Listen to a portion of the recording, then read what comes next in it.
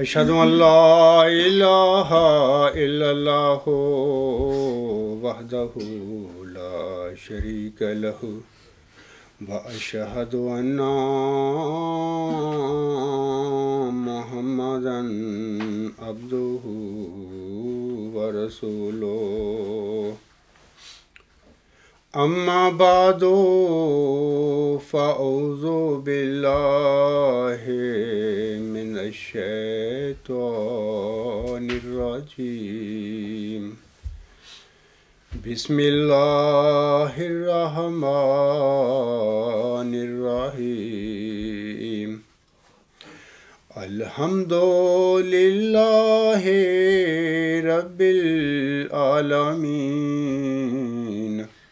الرحمن الرحيم مالك يوم الدين إياك نعبد وإياك نستعين اهدنا الصراط المستقيم صراط الذين أنعمت عليهم صراط الذين أنعمت عليهم غير المغضوب عليهم ولا الضالين بل قالوا إنا وجدنا آباءنا على أمة وإنا على آثارهم مهتدون وكذلك ما أرسلنا من قبلك في قرية من نذير إلا قال مترفوها إنا وجدنا آباءنا على أمة وإنا على آثارهم مقتدون قال أولو جئتكم بأهدى مما وجدتم عليه آباءكم قالوا إنا بما أرسلتم به كافرون فانتقمنا منهم فانظر كيف كان عاقبة المكذبين۔ سامعین کرام، آج 2 جنوری کا جمعہ جو ہے یہ نئے سال 2015 کا پہلا جمعہ ہے۔ اللہ تعالیٰ سے میں دعا گو ہوں کہ وہ اس نئے سال 2015 کو بنی نوع انسان کے لیے ہر لحاظ سے خیر و برکت کا موجب بنا دے، آمین۔ اس کے بعد میں آپ لوگوں سے گزارش کرتا ہوں کہ جو ابھی میں نے آیات پڑھی ہیں یہ سورۃ زخرف کی آیات نمبر 23، 24 اور 25 ہیں۔ ان آیات میں اللہ تعالیٰ نے فرمایا ہے، بلکہ وہ تو کہتے ہیں کہ ہم نے اپنے آباء و اجداد کو ایک مسلک پر پایا اور ہم یقیناً انہی کے نقوش قدم پر ہدایت پانے والے ہیں، اور اسی طرح ہم نے کبھی تجھ سے پہلے کسی بستی میں کوئی ڈرانے والا نہیں بھیجا، مگر اس کے خوشحال لوگوں نے کہا کہ یقیناً ہم نے اپنے آباء و اجداد کو ایک خاص مسلک پر پایا اور یقیناً ہم انہی کے نقوش قدم پر چلنے والے ہیں۔ اس نے یعنی مرسل نے کہا، کیا اس صورت میں بھی کہ میں اس سے بہتر چیز لے آؤں جس پر تم نے اپنے آباء و اجداد کو پایا؟ انہوں نے کہا یعنی مرسل کی قوم نے کہا، یقیناً ہم ان باتوں کا انکار کرتے ہیں جن کے ساتھ تم بھیجے گئے ہو۔ تب ہم نے ان سے انتقام لیا، اللہ تعالیٰ فرماتا ہے تب ہم نے ان سے انتقام لیا، پس دیکھ کے جھٹلانے والوں کا کیسا انجام ہوا۔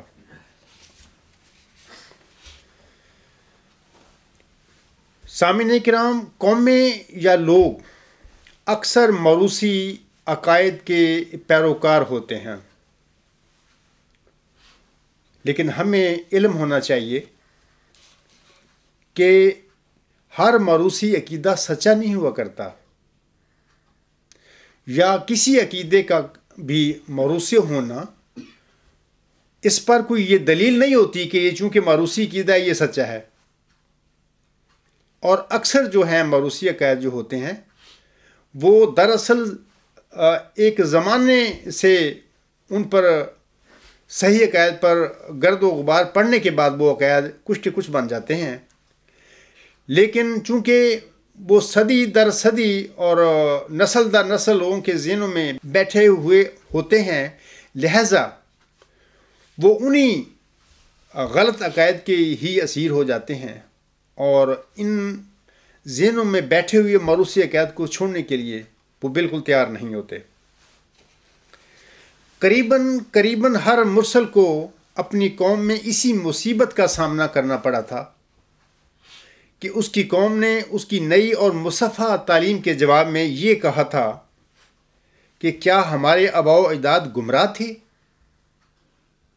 جو ہم ان عقائد کو چھوڑ دیں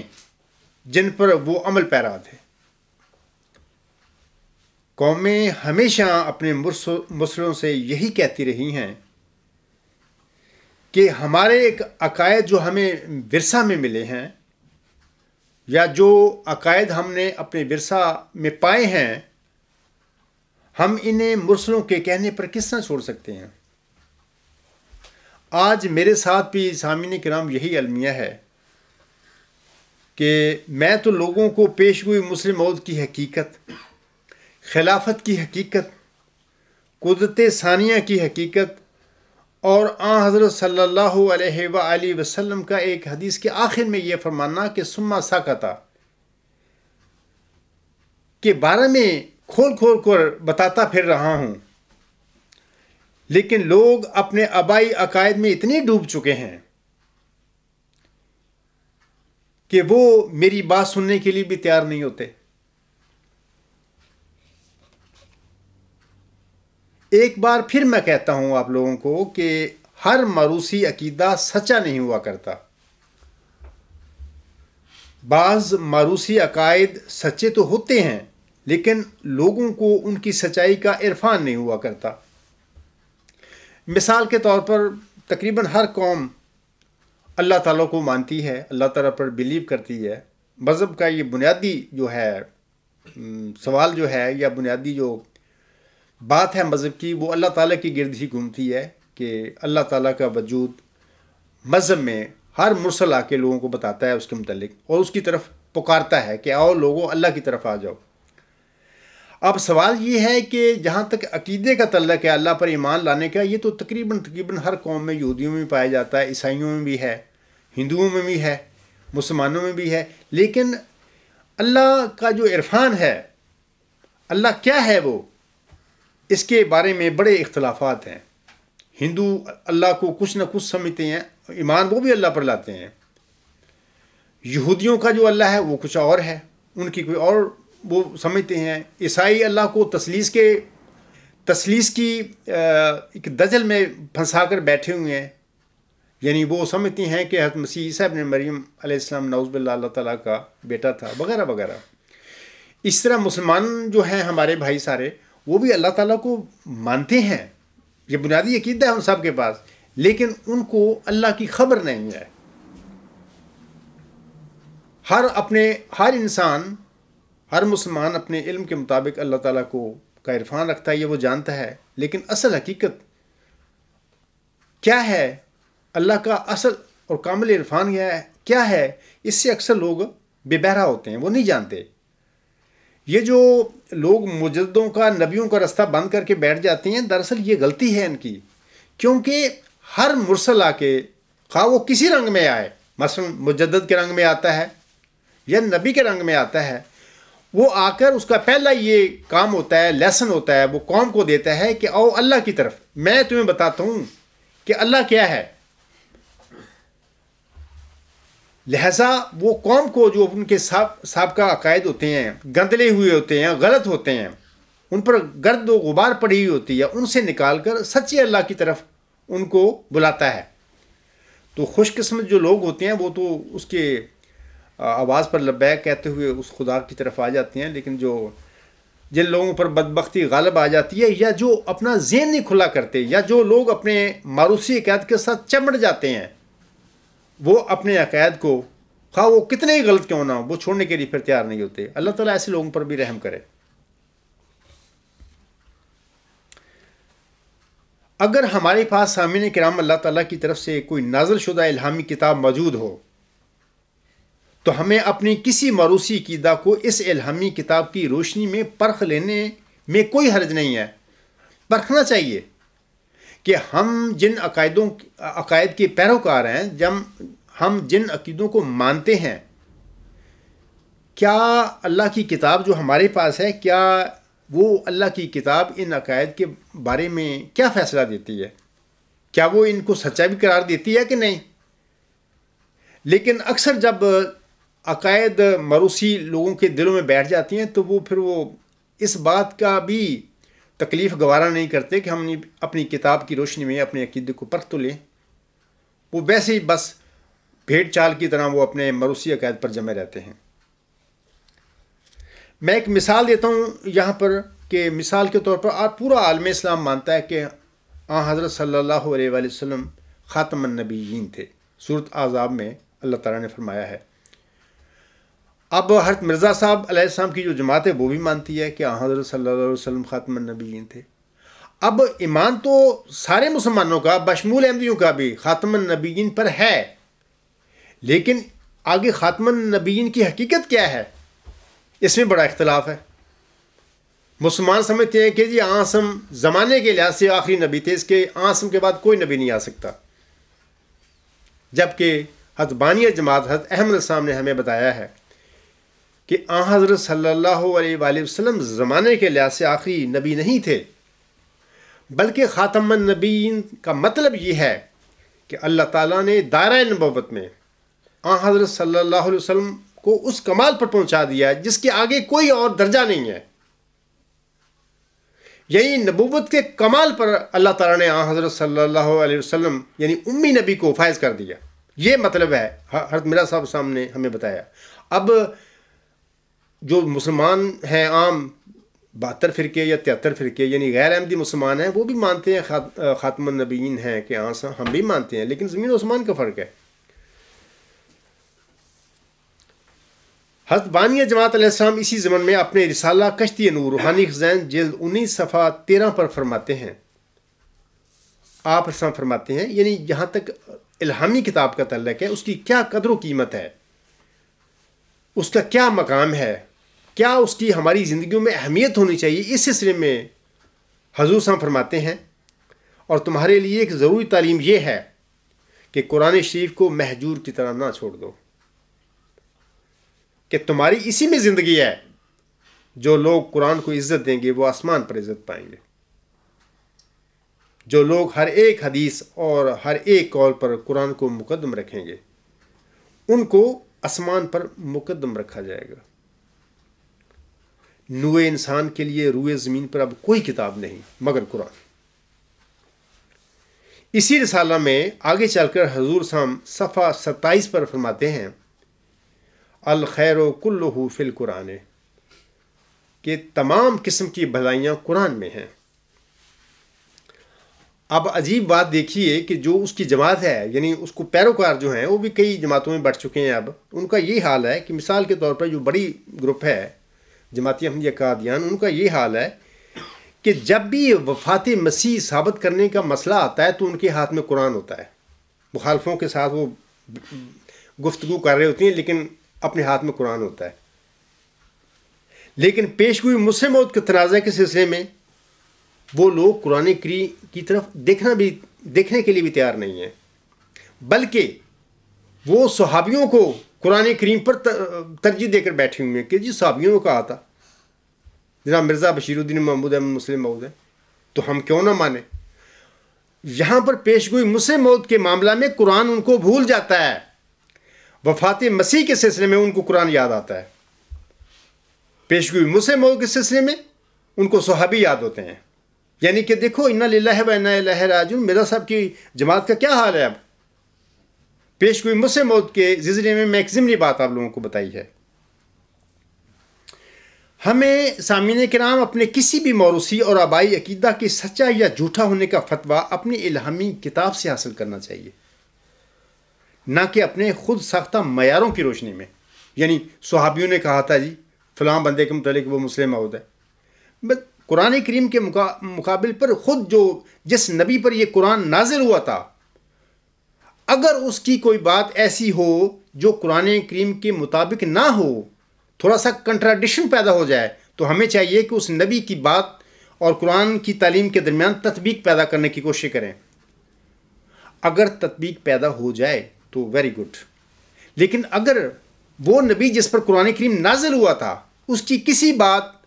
اور قرآن کریم کی تعلیم کے درمیان تطبیق پیدا نہ ہو، تو ہمیں بہرحال قرآن کریم کی تعلیم پر ہی عمل کرنا ہے، کیونکہ یہ اللہ کا کلام ہے جو اللہ کے منہ سے نکلا. میں ایک مثال دے دیتا ہوں آپ کو کہ مثال کے طور پر اللہ تعالیٰ نے قرآن کریم میں آسم کے متعلق فرمایا ہے کہ میرا پیارا یہ نبی، امی نبی، عربی امی نبی، یہ خاتم النبیین ہے.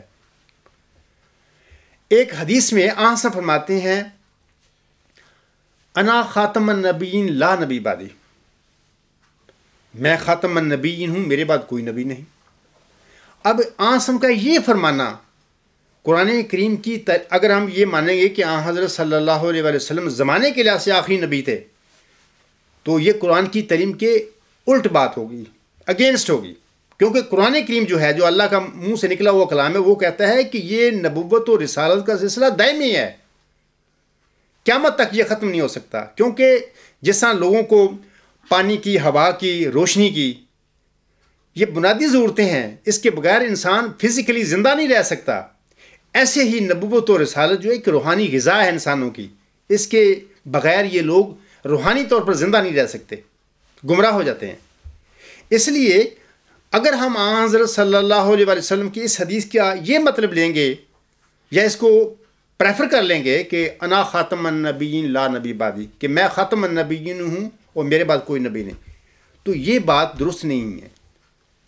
ہمیں تطبیق کرنا ہوگی قرآن کریم کی تعلیم اور حضرت صلی اللہ علیہ وسلم کی اس حدیث کی. وہ تطبیق کس طرح ہو سکتی ہے کہ ہم حضرت صلی اللہ علیہ وسلم کے ان حکیمانہ الفاظ سے یہ مطلب نکالیں گے کہ حضرت صلی اللہ علیہ وسلم نے فرمایا تھا انا خاتم النبیین، میں خاتم النبیین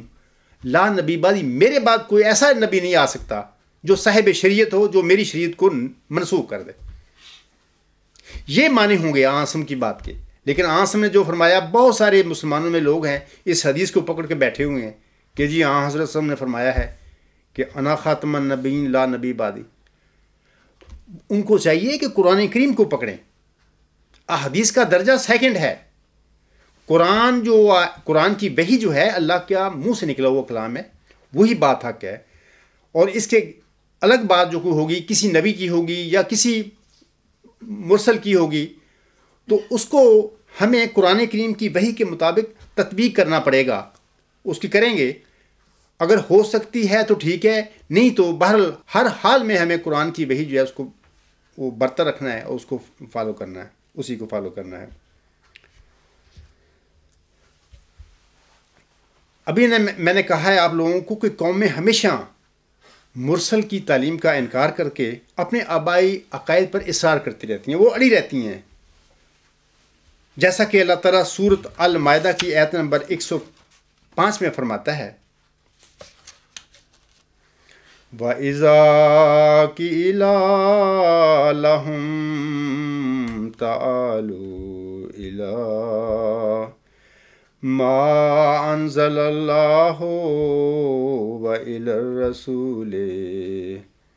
قَالُوا حَسْبُنَا مَا وَجَدْنَا عَلَيْهِ آبَاءَنَا أَوَلَوْ كَانَ آبَاؤُهُمْ لَا يَعْلَمُونَ شَيْئًا وَلَا يَهْتَدُونَ۔ اس آیت میں اللہ تعالیٰ فرماتا ہے، اور جب انہیں کہا جاتا ہے کہ جو اللہ نے اتارا ہے اس کی طرف آؤ اور رسول کی طرف آؤ، تو وہ کہتے ہیں کہ ہمارے لیے وہی بہت کافی ہے جس پر ہم نے اپنے آباء و اجداد کو پایا۔ کیا اس صورت میں بھی اللہ فرماتا ہے، کیا اس صورت میں بھی کافی ہے کہ ان کے آباء و اجداد کچھ بھی نہیں جانتے تھے اور نہ ہدایت حاصل کرتے تھے؟ وہ یعنی ایسی صورت میں بھی وہ کیا اپنے آباء و اجداد کے عقائد پر، غلط عقائد پر اڑے رہیں گے اور مرسل کی جو مصفہ اور نئی تعلیم ہے جو اللہ تعالیٰ نے اس پر نازل کی ہے اس کی طرف توجہ نہیں کریں گے؟ حضرت ابراہیم علیہ السلام، سامعین کرام، بڑے بت شکن نبی تھے، بڑے اللہ تعالیٰ نے ان کے اندر ایک توحید کا ایسا جذبہ اور ایسا عشق پیدا کیا ہوا تھا کہ وہ ساری زندگی جہاں بھی وہ ہجرت کرتے گئے اور وہاں پھر جو باطل عقائد تھے ان پر وہ کاری ضربیں لگاتے رہے اور لوگوں کو بتاتے رہے کہ لوگوں ہمارا ایک خدا ہے۔ آپ نے بہت اپنے جو علاقہ تھا، آپ کا جو آبائی گاؤں تھا یا شہر تھا جس میں آپ پیدا ہوئے تھے، آپ نے وہاں بھی بت توڑ دیے تھے۔ یہ ایک لمبی تفصیل ہے، اور اسی وجہ سے آپ کو جو لوگ تھے اپنے علاقے کے یا شہر کے، انہوں نے آپ کو آگ کے ایک الاؤ میں پھینک دیا۔ آپ چونکہ صادق تھے لہذا اللہ تعالیٰ نے آپ کے لیے آگ کو ٹھنڈا کر دیا، یعنی کہ دوسرے الفاظ میں آگ آپ کے لیے گل و گلزار بن گئی۔ اس واقعہ کے بعد آپ نے اپنے آبائی علاقہ بابل یعنی عراق سے شام کی طرف ہجرت فرما لی۔ بعد ازاں حضرت اسماعیل علیہ السلام کی پیدائش کے بعد اسے مکہ، جسے اس وقت بکہ کہتے تھے، کہ بے آب و گیا وادی میں لا بسایا، یعنی اپنے بیٹے کو۔ یہیں پر آپ نے الہی حکم پر اپنے بیٹے حضرت اسماعیل علیہ السلام کے ساتھ اللہ تعالیٰ کی توحید کو اجاگر کرنے اور اللہ تعالیٰ کی پرستش کرنے کے لیے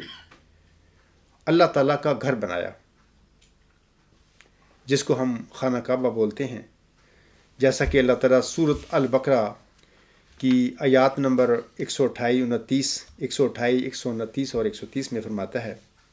وَإِذْ يَرْفَعُ إِبْرَاهِيمُ الْقَوَاعِدَ مِنَ الْبَيْتِ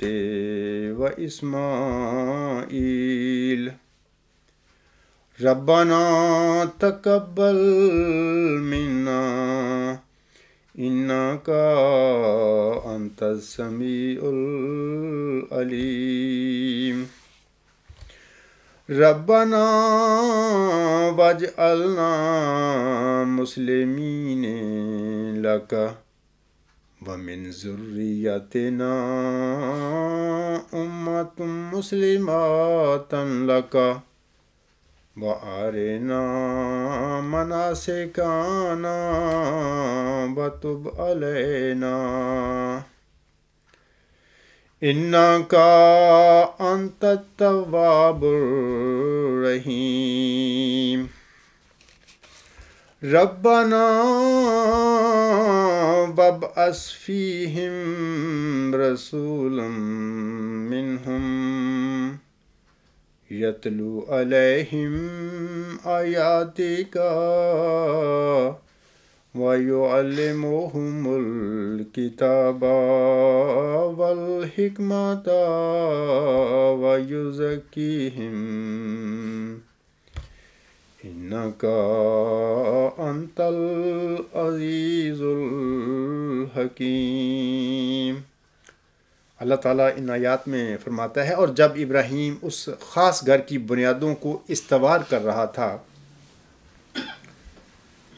اور اسماعیل بھی یہ دعا کرتے ہوئے کہ اے ہمارے رب ہماری طرف سے قبول کر لے، یقیناً تو ہی بہت سننے والا اور دائمی علم رکھنے والا ہے، اور اے ہمارے رب ہمیں اپنے 2 فرما بردار بندے بنا دے اور ہماری ذریت میں سے بھی اپنی ایک فرما بردار امت پیدا کر دے، اور ہمیں اپنی عبادتوں اور قربانیوں کے طریق سکھا، اور ہم پر توبہ قبول کرتے ہوئے جھک جا، یقیناً تو ہی بہت توبہ قبول کرنے والا اور بار بار رحم کرنے والا ہے، اور اے ہمارے رب تو انہی میں سے ایک عظیم الشان رسول مبعوث کر جو ان پر تیری آیات کی تلاوت کرے اور انہیں کتاب کی تعلیم دے اور اس کی حکمت بھی سکھائے اور ان کا تزکیہ کر دے، یقیناً تو ہی کامل غلبہ والا اور حکمت والا ہے۔ سامعین کرام، آپ کے یعنی حضرت ابراہیم علیہ السلام کے 2500 سال بعد آپ کے موعود اور مبشر نبی یعنی آن حضرت صلی اللہ علیہ وآلہ وسلم، جس کی ان آیات میں حضرت ابراہیم علیہ السلام نے اپنے وقت میں دعا کی تھی، جس کے لیے آن حضرت صلی اللہ علیہ وآلہ وسلم کی بعثت کے وقت آپ کی اولاد اسی خانہ کعبہ میں 360 بت رکھ کر ان کی پرستش میں مگن تھی۔ حضرت ابراہیم السلام نے جس گھر کو اللہ تعالیٰ کی پرستش کے لیے تعمیر کیا تھا، ہونا تو یہ چاہیے تھا کہ وہاں خدائے واحد ہی کی پرستش ہوتی، لیکن ہزاروں سال کے بعد آپ کی نسل گمراہ ہو کر خدا کے گھر کو بت خانہ بنا کر بیٹھ گئی تھی، اور پھر وہ اپنے اس پیدائشی بت پرستی کے عقیدے کو چھوڑنے کی بجائے آگے سے اپنے مرشد سے کہا کرتے تھے کہ یہ شخص ہماری طرح کا ایک انسان ہے جس نے نعوذ باللہ اپنے پاس سے یہ جھوٹ گاڑ لیا ہے۔ یعنی قرآن کریم کو بھی وہ اس زمانے کے جو مشرک تھے یا منکر تھے، نعوذ باللہ من ذالک، آسم کا جھوٹ خیال کیا کرتے تھے کہ یہ محمد صلی اللہ علیہ وسلم نے اپنے پاس سے بنا لیا ہے۔ اسی حوالہ سے اللہ تعالیٰ سورۃ سبا کی آیت نمبر 44 میں فرماتا ہے، وَإِذَا تُتْلَىٰ عَلَيْهِمْ آيَاتُنَا بَيِّنَاتٍ قَالُوا مَا هَٰذَا إِلَّا رَجُلٌ يُرِيدُ أَن يَصُدَّكُمْ عَمَّا كَانَ يَعْبُدُ آبَاؤُكُمْ وَقَالُوا مَا هَٰذَا إِلَّا إِفْكٌ مُّفْتَرًى وَقَالَ الَّذِينَ كَفَرُوا لِلْحَقِّ لَمَّا جَاءَهُمْ إِنْ هَٰذَا إِلَّا سِحْرٌ مُّبِينٌ۔ اللہ تعالیٰ فرماتا ہے، اور جب ان پر ہماری روشن آیات پڑھی جاتی ہیں وہ کہتے ہیں کہ یہ شخص ایک عام آدمی ہے جو تمہیں اس سے روکتا ہے جس کی تمہارے باپ دادے عبادت کیا کرتے تھے، اور وہ کہتے ہیں یہ کچھ بھی نہیں مگر ایک بڑا جھوٹ ہے جو گھڑ لیا گیا ہے، اور ان لوگوں نے جنہوں نے حق کا انکار کیا جب وہ ان کے پاس آیا کہا کہ یہ ایک کھلے کھلے جادو کے سوا کچھ بھی نہیں۔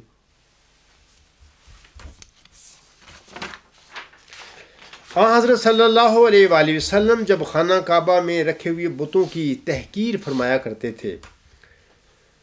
تو اس وقت مشرکین مکہ بہت سیخ پا ہو جاتے تھے، اور بعد ازاں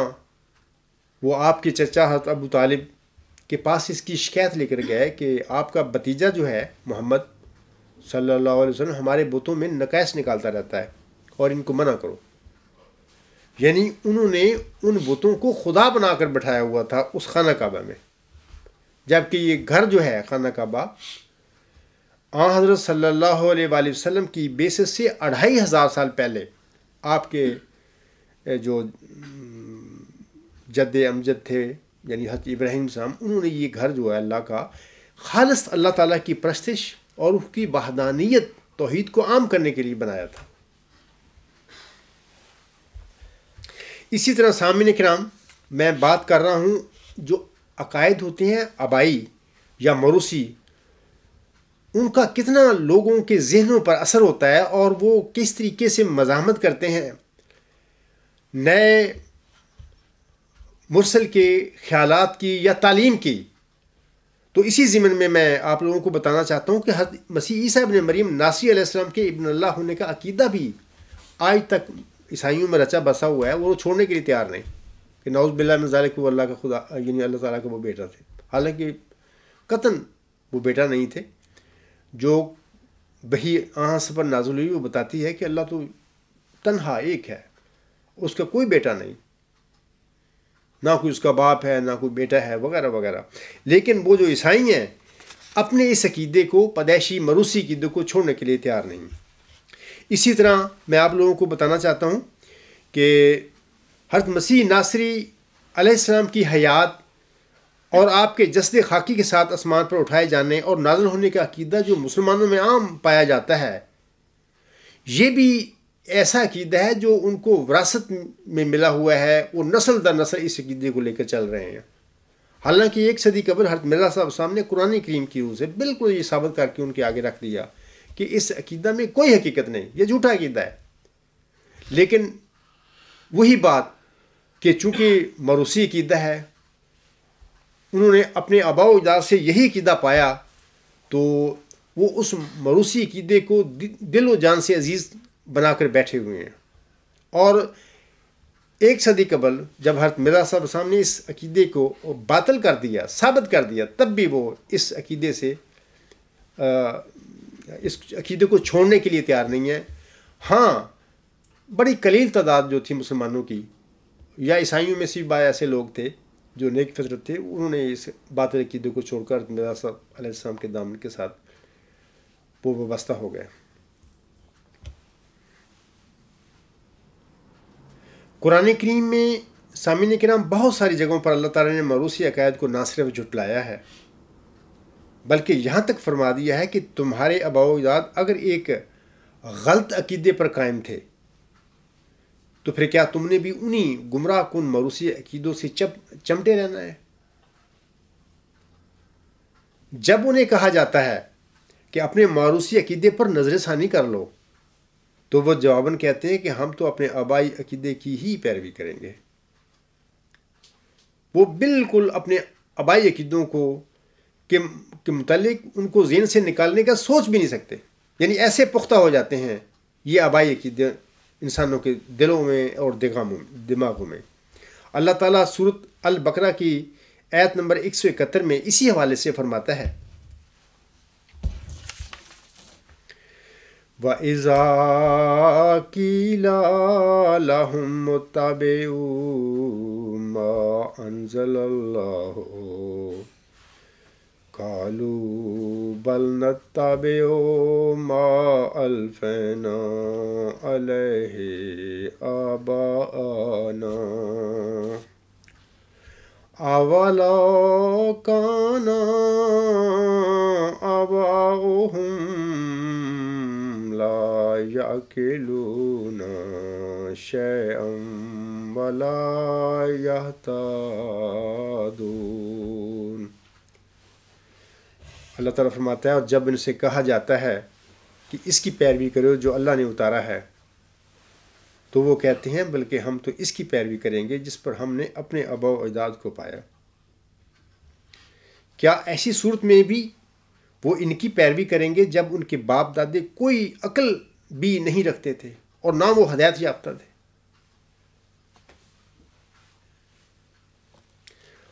آج کل اگر ہم دیکھیں مسلمانوں کا حال اور حضرت مرزا صاحب صلی اللہ علیہ وسلم کی جو جماعت ہے اس کو بھی اگر ہم حال دیکھیں تو ان سب کا یہ اب حال ایسا ہے کہ موروثی عقائد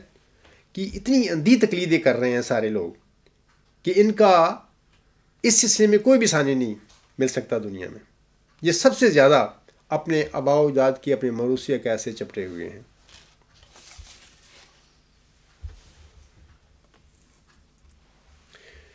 ہر الہامی کلام سامعین کرام جو اللہ تعالیٰ کی طرف سے نازل ہوتا ہے کسی مرسل پر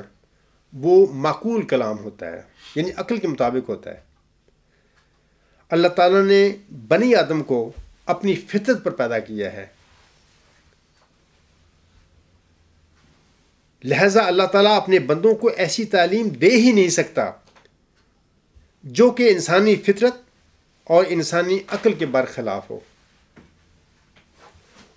اس کی تعلیم یعنی اللہ تعالیٰ کا جو وحی اور الہام ہوتا ہے اپنے مرسلوں پر وہ اللہ نازل فرماتا ہے وہ ہمیشہ عقل و خرد کے مطابق ہی ہوا کرتا ہے. بر صغیر پاک و ہند کے لوگوں کے مزاج میں سامعین کرام پیر پرستی کا بہت عمل دخل ہے، اور یہ جو پیر پرستی ہے اس کی مینلی 3 وجوہات ہوا کرتی ہیں. سب سے پہلی وجہ تو لا علمی اور جہالت ہوتی ہے لوگوں کی، جس کی وجہ سے یہ پیر پرستی میں وہ ایسے ڈوبتے ہیں کہ پھر ان کو کوئی ہوش نہیں رہتا، پیر ہی ان کے آگے پیچھے ہوتا ہے.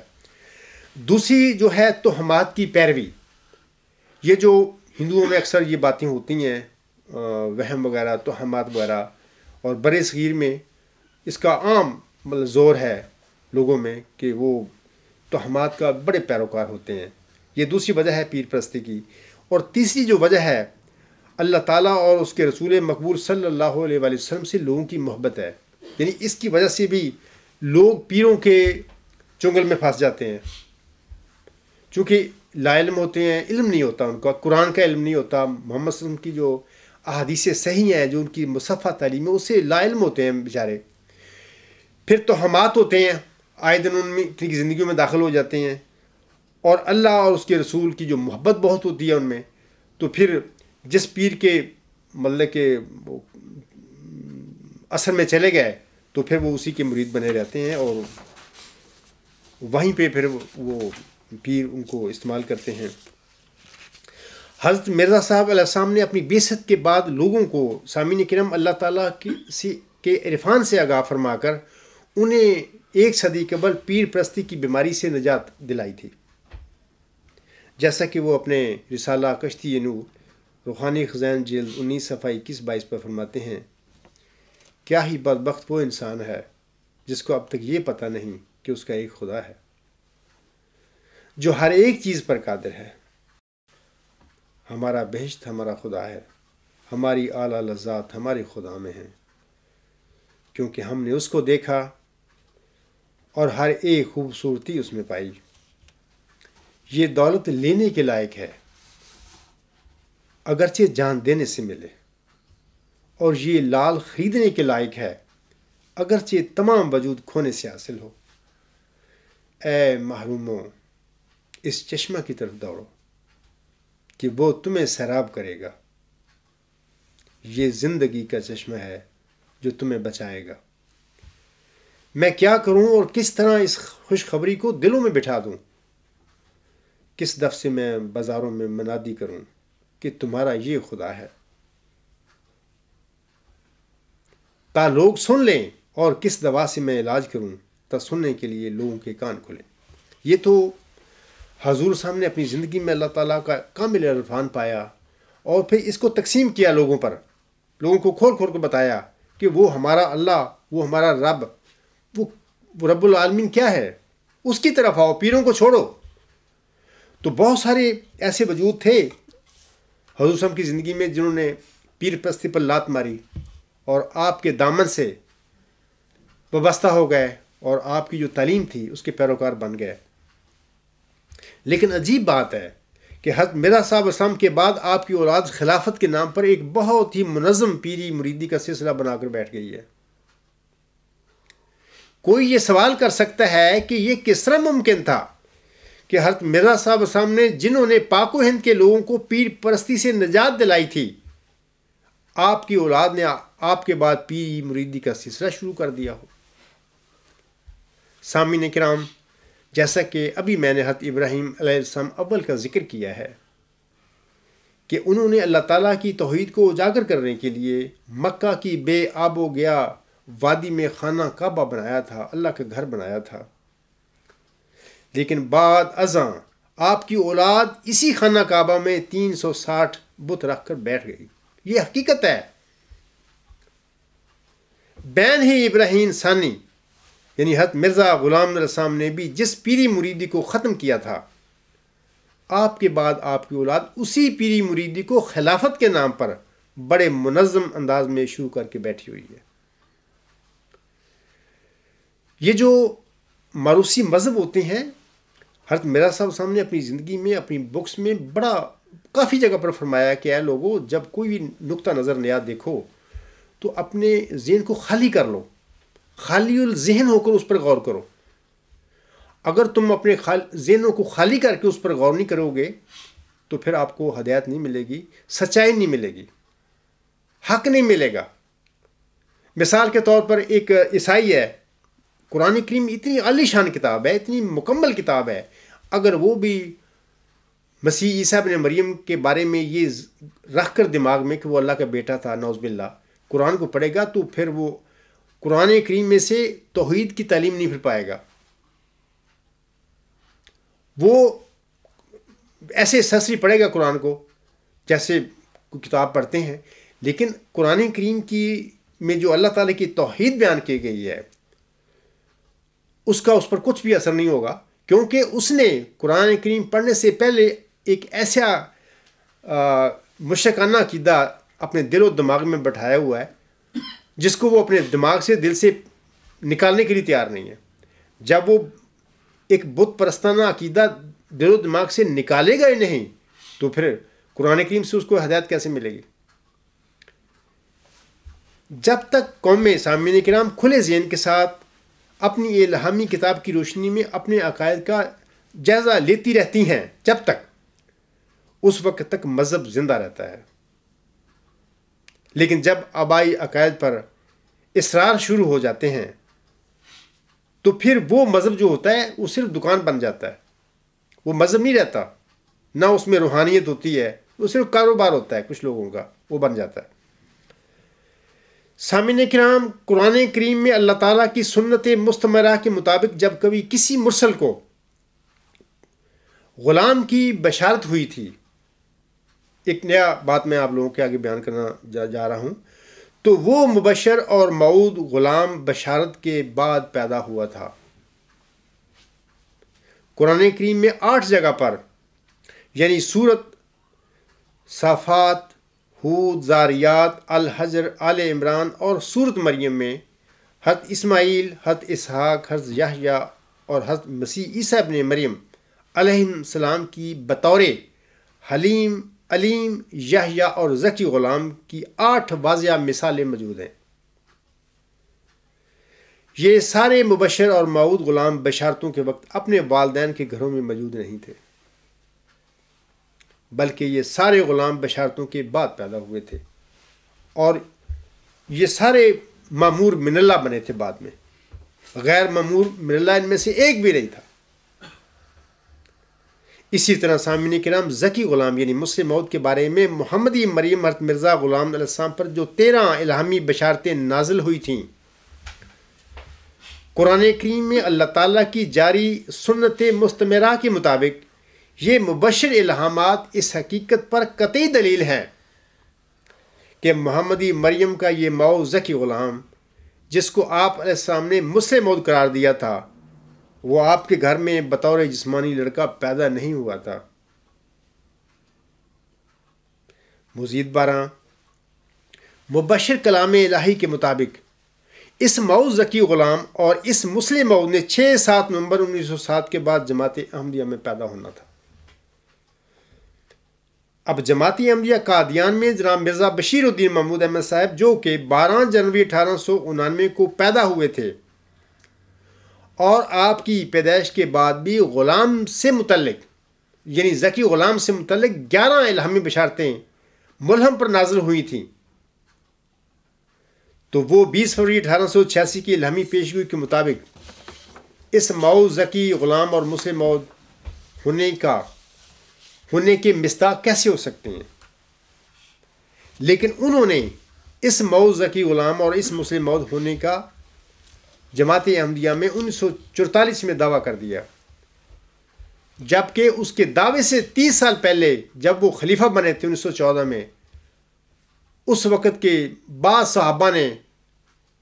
ان کے متعلق یہ فتوے جاری کرنے شروع کر دیے تھے کہ یہی مسلم مؤذ ہیں، یہی قدرت ثانیہ کے مظہر ہیں، وغیرہ وغیرہ۔ الغلام.com پر یہ ساری تفصیل لوگ پڑھ سکتے ہیں۔ اور پھر عجیب بات یہ ہے سامعین کرام کہ اس غیر قرآنی عقیدہ کو پوری جماعت احمدیہ مان کر بھی بیٹھی ہوئی ہے، اور مزید عجیب بات ہے کہ وہ اس آبائی اور موروثی عقیدے کو چھوڑنے کے لیے تیار نہیں، اور وہ کہتے ہیں کہ یہ موروثی عقیدہ ہمارے لیے کوئی سوالیہ نشان نہیں ہے۔ انا للہ و انا الیہ راجعون۔ میرا اپنے احمدی بھائیوں سے سوال ہے کہ عقل، فطرت اور سنت الہی کے برخلاف جناب مرزا محمود احمد صاحب کا دعویٰ مسلم اور سچا نہیں ہو سکتا، لیکن اس کے باوجود ہمارے احمدی بھائی اس پر بضد ہیں کہ ہمیں ورثہ میں ملا ہوا یہ عقیدہ ہمارے لیے کبھی سوالیہ کا نشان نہیں بنا۔ میں احمدی احباب سے کہتا ہوں کہ اگر پیشگوئی مسلم مؤذ سے متعلقہ آپ کا یہ عقیدہ پہلے کبھی آپ کے لیے سوالیہ نشان نہیں بنا تھا، تو اب اس عاجز کی وضاحت اور آپ سب کو خبر دینے کے بعد آپ کا یہ عقیدہ آپ کے لیے ضرور سوالیہ کا نشان بن جانا چاہیے۔ سامعین کرام، حضرت مرزا صاحب صاحب سے پہلے حیات مسیح ابن مریم کا عقیدہ بھی مسلمانوں کے لیے سوالیہ کا نشان نہیں تھا، لیکن 1890 کے آخر میں جب اللہ تعالیٰ نے حضرت مرزا صاحب صاحب پر یہ الہام نازل فرما دیا کہ مسیح ابن مریم رسول اللہ فوت ہو چکا ہے اور اس کے رنگ میں ہو کر وعدہ کے موافق تو آیا ہے، وَقَانَ وَعْدُ اللَّهِ مَفْعُولًا أَنْتَ مَعِي وَأَنْتَ عَلَى الْحَقِّ الْمُبِينِ أَنْتَ مُصِيبٌ وَمُعِينٌ لِلْحَقِّ۔ روحانی خزائن جلد 3 صفحہ 402۔ عربی عبارت کا ترجمہ اس طرح ہے کہ اور اللہ کا وعدہ پورا ہو کر رہے گا، تو میرے ساتھ ہے اور تو روشن حق پر قائم ہے، تو راہ ثواب پر ہے اور حق کا مددگار ہے۔ اے میرے احمدی بھائیو، حضرت مرزا صاحب علیہ السلام پر جب مذکورہ بالا الہام نازل ہو گیا تو پھر آپ کی حضرت مسیح عیسیٰ ابن مریم کی وفات کے اعلان کے بعد حیات مسیح اور آپ کے زندہ بجسم انصری آسمان پر اٹھائے جانے کا عقیدہ معقول مسلمانوں اور لوگوں کے لیے سوالیہ کا نشان بن گیا تھا۔ اسی طرح اب پیشگوئی مسلم مؤذ کی حقیقت کے سلسلے میں خاکسار پر جو الہی انکشاف ہوا ہے، اب میری وضاحت کے بعد معقول اور متقی احمدیوں کے لیے جناب خلیفہ ثانی صاحب کا دعویٰ مسلم مؤذ بھی یقیناً سوالیہ کا نشان بن جائے گا یا بن چکا ہے۔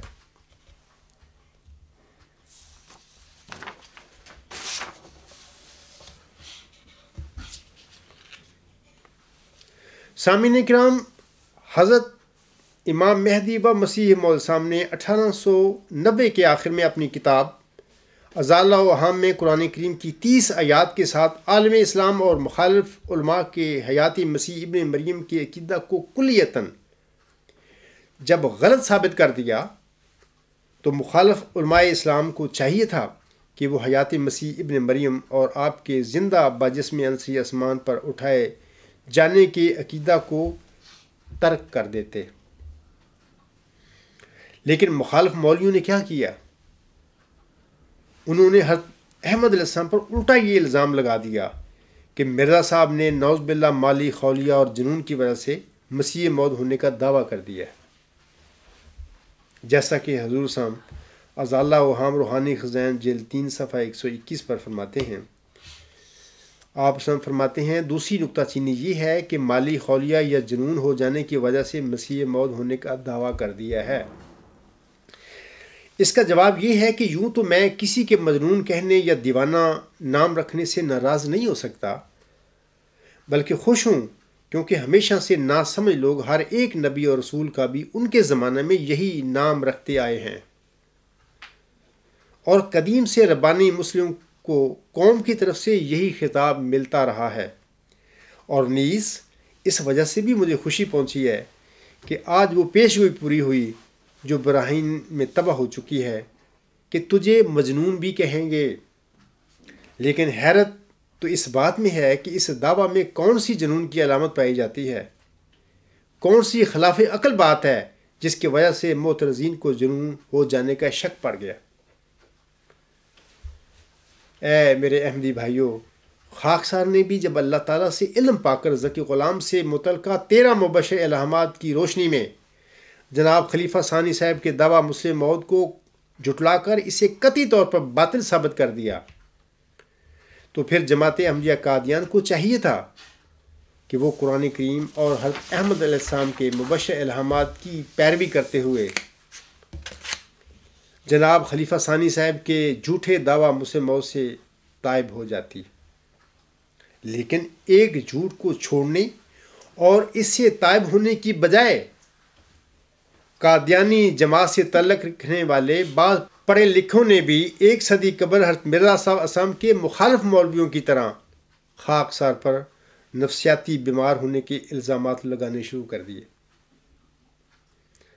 اب میں بھی بقول حضرت احمد علیہ السلام ایسے احمدی حضرات سے کہتا ہوں کہ حیرت تو اس بات میں ہے کہ میرے اس دعویٰ میں کون سی جنون کی علامت پائی جاتی ہے، کون سی خلاف عقل بات ہے جس کی وجہ سے آپ کو میرے نفسیاتی بیمار ہونے کا شک پڑ گیا ہو۔ میں ایسے بے بنیاد الزامات لگانے والے پڑھے لکھے ان پڑھوں کو ڈنگر ڈاکٹر نہ کہوں تو اور کیا کہوں؟ میں کیا کہوں؟ اس قسم کے جاہلانہ رویوں کے متعلق حضرت احمد علیہ السلام اپنی کتاب شہنۂ حق روحانی خزائن جلد 2 صفحہ 328 پر فرماتے ہیں، پس جس حالت میں قدیم سے جاہلوں کی یہ عادت چلی آئی ہے کہ جب وہ معقول باتوں سے ملزم اور لاجواب ہو جاتے ہیں تو آخر انہیں یہی تدبیر سوچتی ہے کہ اس شخص کو ہر قسم کا دکھ اور تکلیف پہنچائیں یا اس کی زندگی کا ہی خاتمہ کر دے۔ سامعین کرام، اور خاص کر میں اپنے احمدی بھائیوں سے کہتا ہوں کہ اگر آن حضرت صلی اللہ علیہ وآلہ وسلم کی صداقت کے بارے میں مخالفین سے بغیر ناراض ہوئے ہم بات چیت کرتے ہیں، اسی طرح اگر حضرت امام مہدی و مسیح موسم کی صداقت کے بارے میں بغیر ناراض ہوئے ہم غیر احمدیوں سے بات چیت کرتے ہیں، گفتگو کرتے ہیں،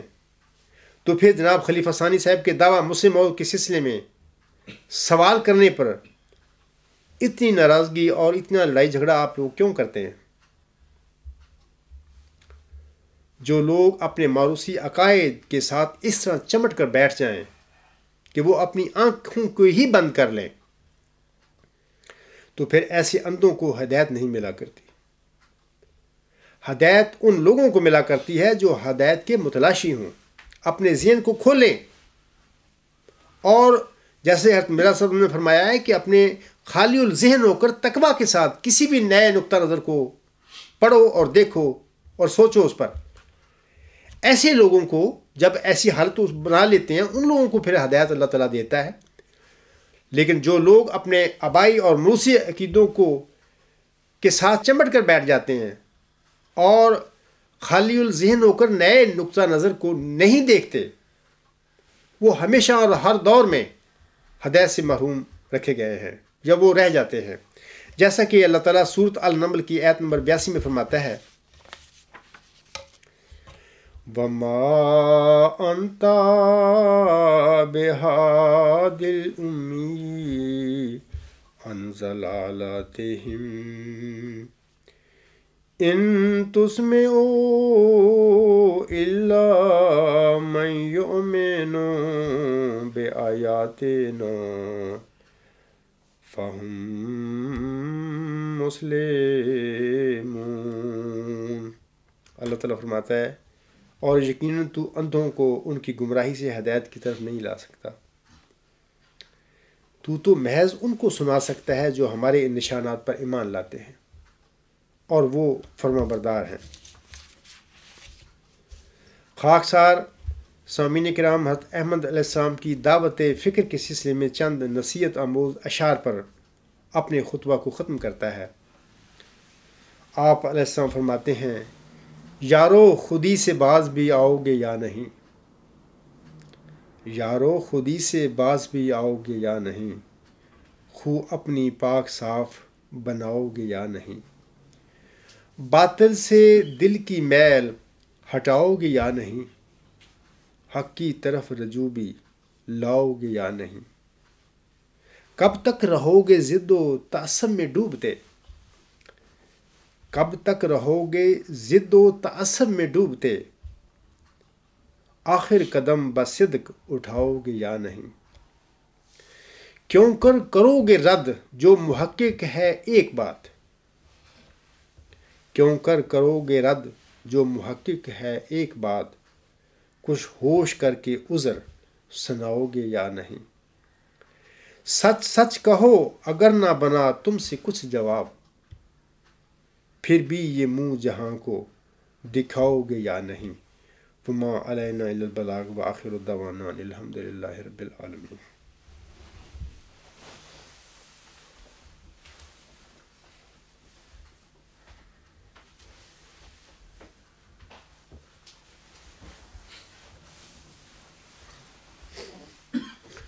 الحمد للہ نحمده ونستعینه ونستغفره ونؤمن به ونتوکل علیہ ونعوذ باللہ من شرور انفسنا ومن سیئات اعمالنا، من يهده الله فلا مضل له ومن يضلله فلا هادي له، ونشهد أن لا إله إلا الله